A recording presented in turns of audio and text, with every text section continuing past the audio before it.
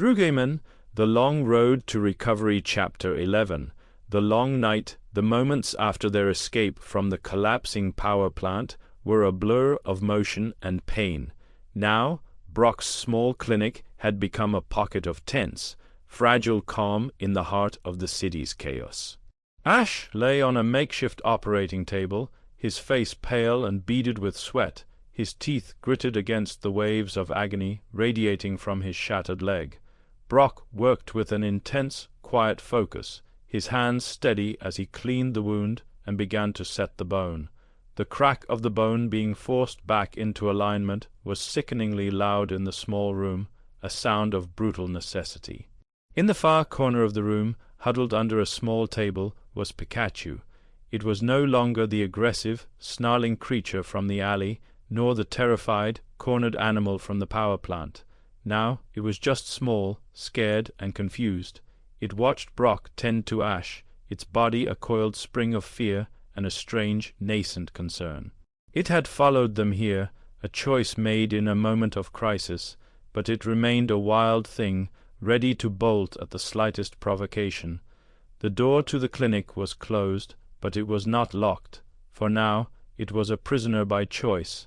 Ash groaned, a low, guttural sound of pure pain, and Pikachu flinched as if it had been struck. Every sound of Ash's suffering seemed to land on it like a physical blow. Brock, his work finally done, finished wrapping the leg in a heavy, immobilizing cast. "You're lucky," he said, his voice grim. "A few inches to the left, and that piece of metal would have severed an artery. You won't be walking on this for weeks. Your days of playing shadow are over." Ash ignored his own pain, his eyes, clouded with agony, fixed on the dark corner where Pikachu was hiding. Is he okay?" he asked, his voice strained through gritted teeth. Brock looked over at the trembling yellow form.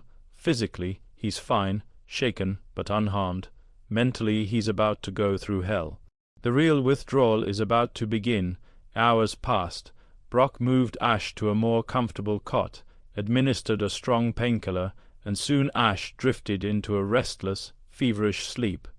With his friend taken care of, Brock turned his attention to his other patient. He approached the table where Pikachu was hiding, moving slowly, and placed a bowl of clean water and another of a nutrient-rich paste on the floor. "You need to eat," he said softly, his voice a gentle murmur. "Keep your strength up. It's going to be a long night." Pikachu eyed the food warily. It hadn't had a real meal in days, but its body wasn't craving food.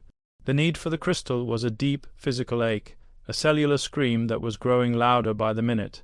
The first tremors of a full-blown withdrawal were beginning to run through its small body, and its breathing was becoming shallow and rapid. It looked at the food, then at Ash, sleeping fitfully on the cot a few feet away. It saw the rise and fall of his chest, heard his pained, unconscious murmurs.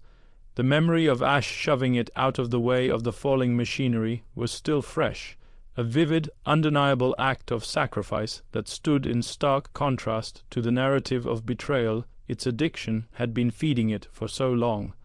The night became a crucible, a shared trial by fire for both trainer and Pokémon.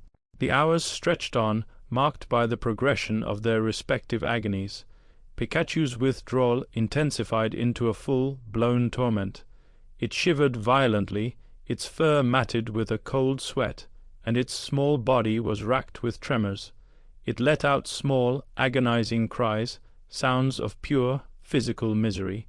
Its cheeks sparked erratically weak, uncontrolled bursts of energy that fizzled uselessly against the concrete floor. Ash, lost in his own pained, feverish sleep, called out Pikachu's name. The sound, though muffled and distorted by sleep, cut through the haze of Pikachu's suffering. It froze, its cries momentarily silenced. It peeked out.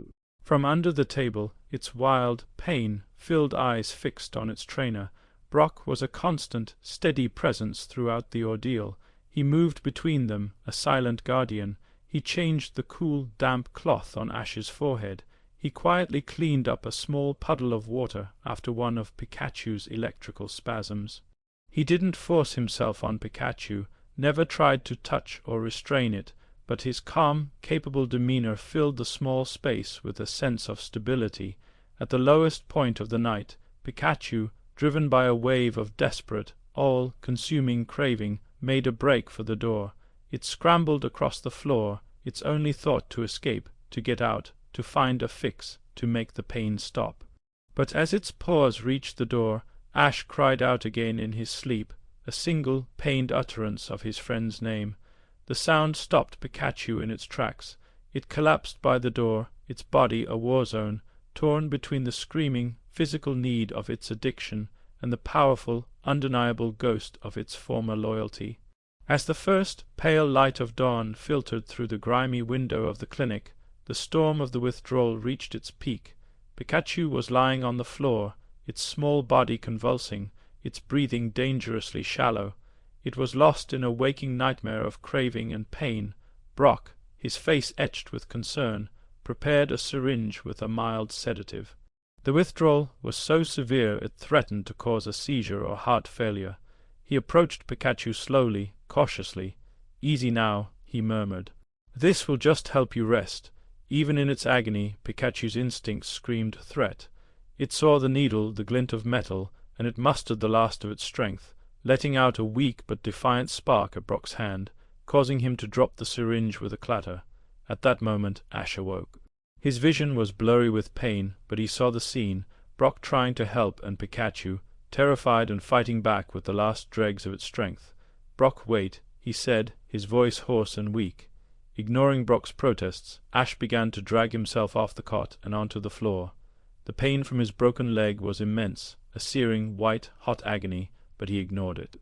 He got down to Pikachu's level, lying on the cold concrete, looking his friend in the eye. He didn't try to touch it. He didn't try to restrain it. He just lay there, sharing its space, sharing its vulnerability.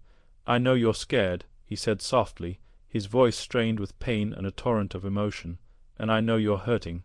I'm sorry. I'm so sorry for what I did. I thought I was protecting you, but I just abandoned you. I won't do it again. I'm not going to leave. I'm right here." Pikachu's convulsions continued, but its wild eyes were locked on Ash. It saw the pain in his face, heard the raw, undisguised sincerity in his voice. The narrative of betrayal, the poison that had been whispering in its ear for so long, began to crack. Slowly, hesitantly, Ash reached out his hand and laid it on the floor between them, palm up, an offering, a gesture of peace. "I'm right here, buddy." Pikachu shuddered, a violent wave of tremors shaking its entire body. It looked at Ash's hand.